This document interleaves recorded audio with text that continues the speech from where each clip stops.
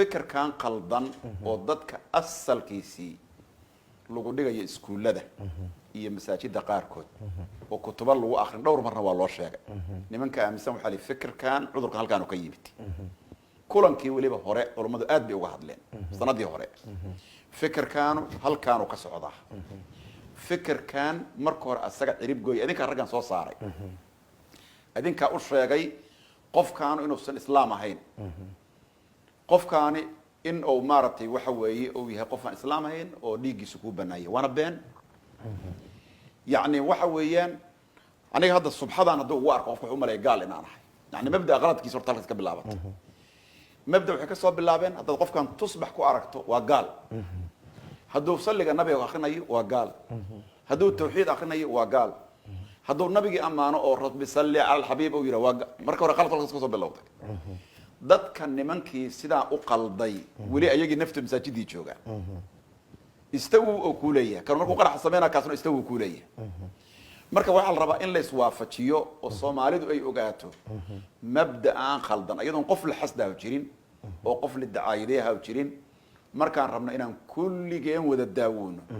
waa in dhowr meelood oo cuduradu ka yimaadeen la iska ilaashaa waxa horta dadka dilkooda loogu qaraabto mid koor ayaga naftooda kaarkooda marsada oo waxaan ognahay kaligood ummadda ma dilaan ummad kale oo rabta inay ama qabyaalad ku disho ama ninkan ay si kale u xasado magacoodi ku adeeganayaan waxay leeyihiin hebel waa la qarxiyay qarax boqol qof kala sameyn karta hal qolo ma sameeydo maalin walba dadka ma disho qof walbo laakiin marka hore magac diineed inay wax ku dilaan bilaabay oo ayagu ay ku caan baxeen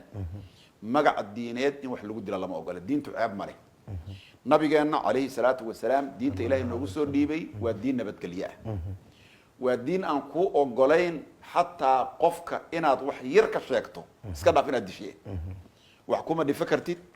ما حمن كرتيت مالكي سوا كحرام ديجي سوا كحرام إناد بينكش يكتو كحرام إناد مصبيت وكحرام دين مركز شيء سدا كونا تنيس وكل جيت رحمته ونحريصه والنبي جاني النوجت تجي وإلهي النصر ديبي اللي جو قرابته اللي يراهده وحوائيه هرب مغلي شرنا مركب مضل الله يو هوتيلات الدوشية وتيرنا يدك اللي جود له دتك الدليل وانتقاك إذا عدك الله الحمد لله بالفيري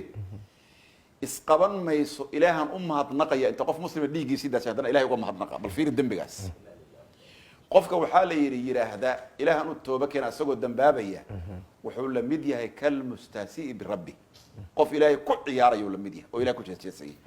عذر مركوي ماذا عذر كان شيء رديس أصل كيس وحكرت إلا بارو يا أيضا مركو هراء أنت بارد الغصة ما يلا الدوية يا كهر هذا عذر كان مركو هذا بارد ديسي الهيرو بارد ديسي ضدك قروي أم وقتها فكر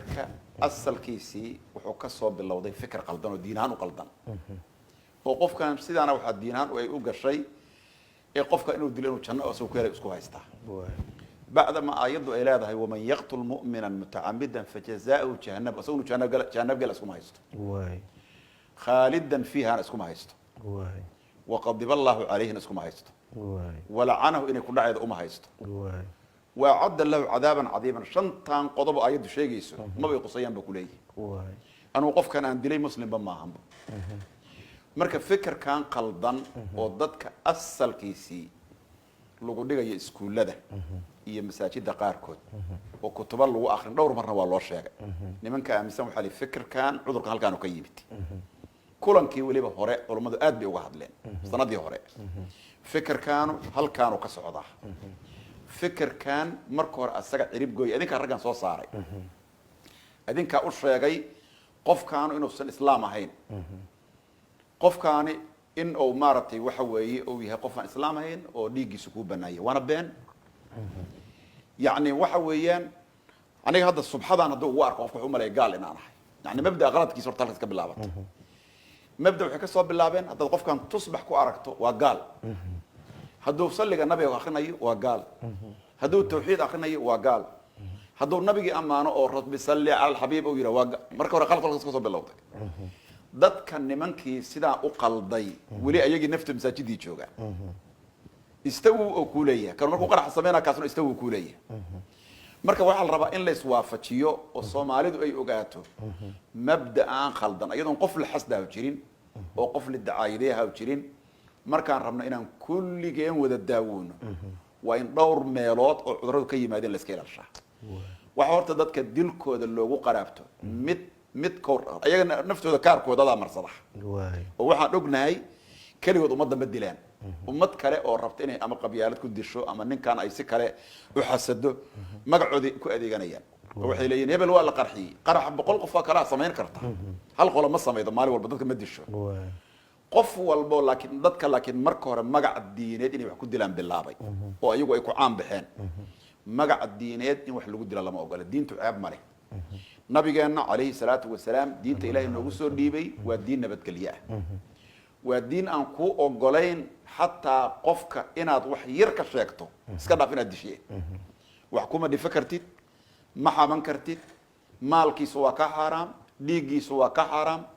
inaad been ka sheegto waa ka xaraam inaad masabeeta waa ka xaraam diin marka shay sidaa ku wanaajinaysa oo kulligeed raxmad ah oo naxariis ah